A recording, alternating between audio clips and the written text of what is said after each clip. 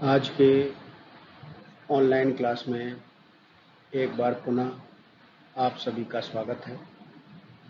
जैसे हम लोग पिछले अध्याय में अध्ययन कर रहे थे पर्यावरण भूगोल से संबंधित तथ्यों को, उसी क्रम में आज हम लोग एमए फाइनल भूगोल के पर्यावरण भूगोल प्रश्न पत्र के पारिस्थितिकी की संकल्पना के विषय में अध्ययन करेंगे। देखिए, हम लोगों ने पर्यावरण के बारे में एवं पारिस्थितिकी तंत्र के बारे में पूर्व के ऑनलाइन क्लासेस में काफ़ी कुछ अध्ययन कर लिया है। आज हम लोग पारिस्थितिकी की संकल्पना के विषय में अध्ययन कर रहे हैं। जैसा हम जानते हैं कि पारिस्थितिकी वह विज्ञान है जिसमें जीव जंतुओं का आपस में तथा पर्यावरण के साथ संबंधों का अध्ययन किया जाता है। तात्पर्य यह है कि पारिस्थितिकी वह विज्ञान है, वह ज्ञान है जिसमें जीव जंतु आपस में, हम लोग जानते हैं कि जीव जंतु आपस में भी अंतर संबंधित होते हैं, साथ ही साथ अपने चतुर्दिक पर्यावरण के साथ भी अंतर संबंध बनाए रखते हैं। स्वयं आपस में किसी भी एक जीव का ले लीजिए, आपस में संबंध स्थापित करते हैं अपने जीवन यापन के लिए, अपनी उन्नति के लिए, अपने उद्गम के लिए, अपने उद्भव के लिए, अपने विकास के लिए। साथ ही साथ पर्यावरण के साथ भी संबंध बनाते हैं। इन संबंधों का अध्ययन जीव जंतुओं का आपस में तथा पर्यावरण के साथ संबंधों का अध्ययन पारिस्थितिकी विज्ञान कहलाती है। तात्पर्य यह है कि पारिस्थितिकी विज्ञान में जीव एवं पेड़ पौधों के अंतर संबंधों के अध्ययन के साथ ही पर्यावरण का जीव जंतुओं एवं पादपों पर प्रभाव का भी अध्ययन किया जाता है। तात्पर्य यह है कि इस विज्ञान में जीव एवं पेड़ पौधों के अंतर संबंधों के अध्ययन के साथ ही पर्यावरण का जीव जंतुओं एवं पादपों पर क्या प्रभाव पड़ता है, इसका अध्ययन भी किया जाता है। अभी बताया गया आप लोग को कि जीव जंतुओं का आपस में तथा पर्यावरण के साथ संबंधों का अध्ययन है। तात्पर्य यह है कि अगर आपस में जीव जंतु संबंध स्थापित करेंगे अपने आवश्यकताओं की पूर्ति के लिए, तो कुछ न कुछ प्रभाव उन पर पड़ेगा। साथ ही ऐसा प्रभाव पर्यावरण पर भी जीव जंतुओं के आपसी अंतर संबंधों के कारण पड़ेगा। इसका अध्ययन पारिस्थितिकी विज्ञान की विषय वस्तु है। साथ ही प्राकृतिक वातावरण या पर्यावरण, प्राकृतिक वातावरण से तात्पर्य क्या है? पर्यावरण, हमारे चतुर्दिक या हमारे आसपास जो वातावरण है, पेड़ पौधे, वायुमंडल या अन्य जितने भी जैव या अजैव तत्व हैं या कारक हैं, वो सब प्राकृतिक पर्यावरण या प्राकृतिक वातावरण के तत्व बनते हैं, या इन तत्वों से ही प्राकृतिक वातावरण बनता है या पर्यावरण बनता है। प्राकृतिक वातावरण एवं जीव जंतु तथा पादपों के अंतर संबंध एवं प्रभावों का अध्ययन अति प्राचीन काल से ही किया जा रहा है। प्राकृतिक वातावरण या पर्यावरण या प्रकृति, इसे भी कह सकते या प्रकृति, एवं जीव जंतुओं के तथा पादपों के अंतर संबंध एवं पड़ने वाले प्रभाव, साथ में अंतर संबंधित हैं, चाहे जीव जंतु आपस में हो या प्राकृतिक वातावरण से। अंतर संबंध एवं पड़ने वाले प्रभाव का अध्ययन अति प्राचीन काल से ही किया जाता रहा है।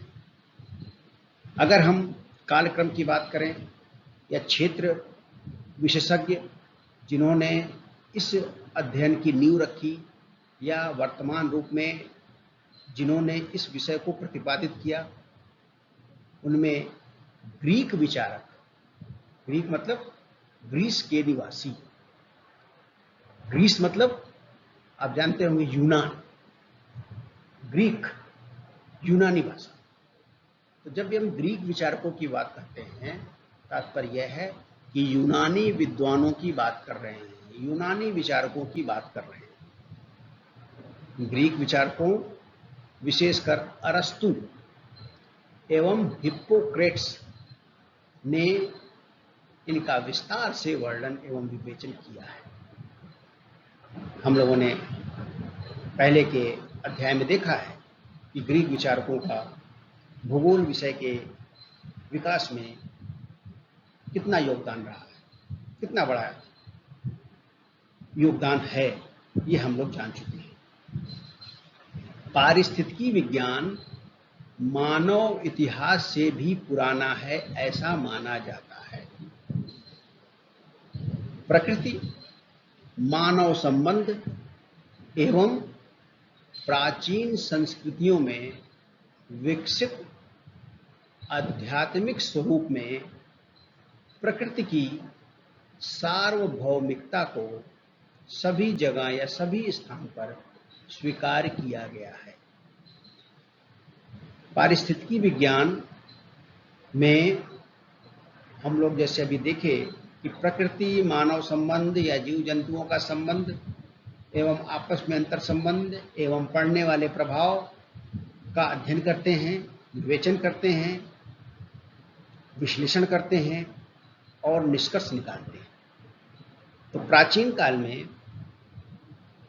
प्रकृति, मानव संबंध एवं प्राचीन संस्कृतियों में जितने भी विकसित आध्यात्मिक स्वरूप हैं, अध्यात्म से संबंधित जो तथ्य हैं, उसमें प्रकृति को सर्वोपरि माना गया है, स्वीकार किया गया है। प्रकृति ही हम सबका, जीव जंतुओं का, पेड़ पौधों का संरक्षण करती है।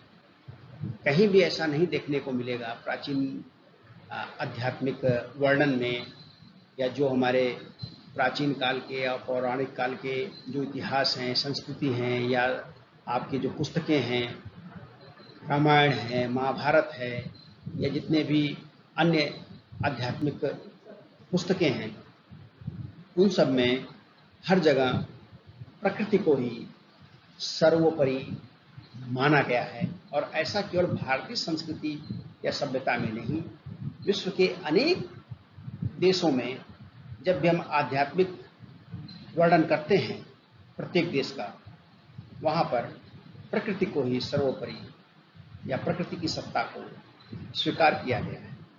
तो तात्पर्य यह है, प्राचीन काल से ही हम लोग प्रकृति या पारिस्थितिकी की संकल्पना का वर्णन करते आ रहे हैं। भले ही वर्तमान स्वरूप में या वर्तमान परिभाषाओं में या वर्तमान जो पारिस्थितिकी की सीमाएं बनाई गई हैं उनमें नहीं किया गया है, लेकिन इनका वर्णन पहले से ही किया जाता रहा है। पुराणों में वर्णित नदी, पर्वत, द्वीप, सागर, वन प्रदेश का पारिस्थितिकी दृष्टिकोण के अनुसार अध्ययन किया गया है। यह सब हम लोग जानते हैं।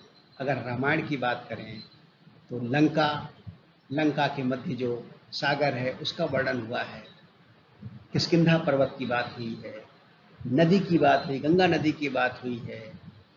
द्वीप अगर ले लें हम तो रामायण काल में, पौराणिक काल में द्वीप की बात हुई है।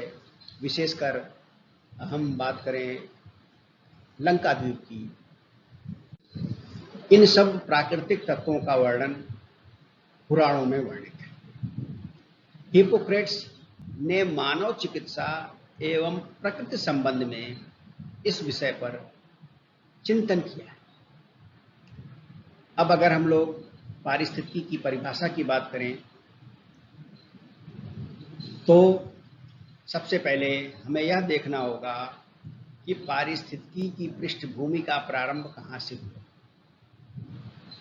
तो वर्तमान में जो विकसित पारिस्थितिकी की पृष्ठभूमि है, यह सर्वप्रथम 1685 में आयरिश विद्वान किंग महोदय ने पारिस्थितिकी से संबंध अपने विचार व्यक्त करते हुए बताया कि वनस्पति जगत के विस्तार एवं पर्यावरण में अंतर संबंध पाया जाता है। 18वीं शताब्दी में लिनाउस एवं बफन ने भी पारिस्थितिकी तंत्र एवं इस विषय पर प्रकाश डाला। फ्रांसीसी जंतु विज्ञान आइसोडार जोरफ्राय सेंट हिलियर ने 1859 में विविध जीव जंतुओं के मध्य पाए जाने वाले अंतर संबंधों के अध्ययन के लिए इथोलॉजी, जिसे हिंदी में हम लोग जैव वाशिकी कहते हैं, नामावली का प्रयोग किया था। ब्रिटिश प्रकृति विज्ञानी एस.जे. जिक्सन मिवार्ट ने जीव जंतुओं तथा उनके पर्यावरण के मध्य संबंधों के लिए हेक्सिकोलॉजी शब्दावली का प्रयोग किया।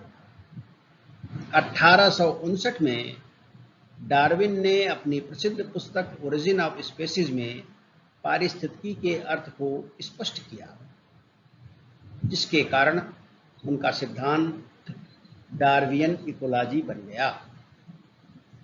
सर्वप्रथम 1869 में प्रसिद्ध जर्मन जीव वैज्ञानिक अर्नेस्ट हैकल ने इकोलॉजी शब्द का प्रयोग किया।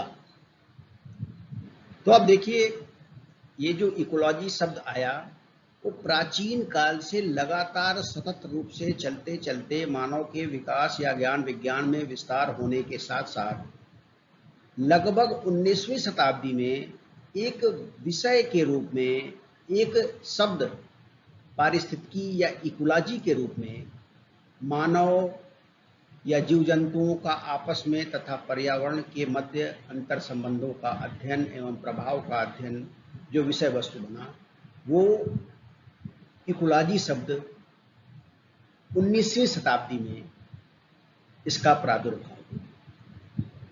शेष अगले भाग में अध्ययन किया जाएगा। आप सब लोगों ने बड़े ध्यान से